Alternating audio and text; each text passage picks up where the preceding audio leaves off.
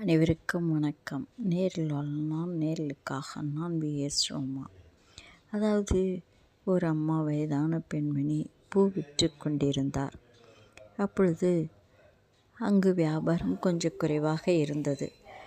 எதிரில் உள்ள பூக்கார அம்மாக்களிடம் நிறைய பேர் வந்து வாங்கி கொண்டிருந்தார்கள். அவர்கள் 20 ரூபாய்க்கு தருகிறார்கள் மூலம் நிறைய பேர் வந்தார்கள். இவங்கள் 15 ரூபாய்க்கு இந்த அம்மா தராங்க. கூட்டம் குறைவாக இருந்தது. ஒரு காரில் வந்து ஒரு இளைஞன் இறங்கினான். அவன் 2 முழ பூ வாங்கிவிட்டு காசை கொடுத்து 30 ரூபாய் கொடுத்து சென்றான். ஆனாலும் கொஞ்சம் குறைவாக கொடு என்று பேரம் பேசினான்.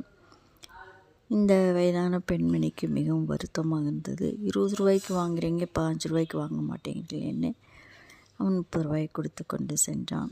கொஞ்ச தூரம் சென்றதும் ஹோட்டலில் ஆயிரக்கணக்கில் காசை கொடுத்து சாப்பிட்டு விட்டு டிப்ஸும் 50 ரூபாய் தட்டில் வைத்து விட்டு வந்தான்.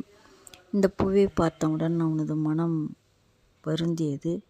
அங்கு 20 ரூபாய், இங்கே 15 ரூபாய்க்கு வாங்கினோம். அவங்களும் கேட்டவுடன் கொடுத்து விட்டார்கள். அந்த அம்மாவும் இது தவறு, அதுதான் அவங்களுடைய அன்றாட வாழ்வுக்கு உதவியாக இருக்கும் அந்த காசு.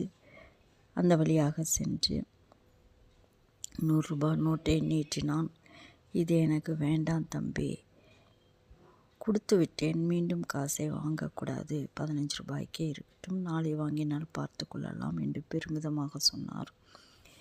வலுக்கட்டாயமாக சரி 100 ரூபாய் வாங்காட்டி பரவாயில்ல, மூலம் 20 ரூபான்னு போட்டு அந்த 10 ரூபாயை எடுத்துக்கோங்கன்னு கொடுத்தான். வேண்டாம், அதாவது பூவினுடைய வாசனையை விட நீ என்னிடம் அன்பாக வந்து கொடுத்ததற்கு அந்த வாசனை தான் மிக அதிகமாக இருக்கின்றது, அதுவே போதும், நன்றி தம்பி என்று சொன்னார் அந்த பெண்மணி. இவன் ரெகுலராக அந்த பெண்மணியிடமே கோவிலுக்கும் வீட்டுக்கும் பூவை வாங்கி கொண்டு இருந்தான். அந்த அம்மாவுக்கு பூ வியாபாரம் நிறைய வர ஆரம்பித்தது. அதாவது அன்பின் வாசம் அதிகம், அதை நாம் அனைவரும் புரிந்து கொள்ள வேண்டும். நன்றி.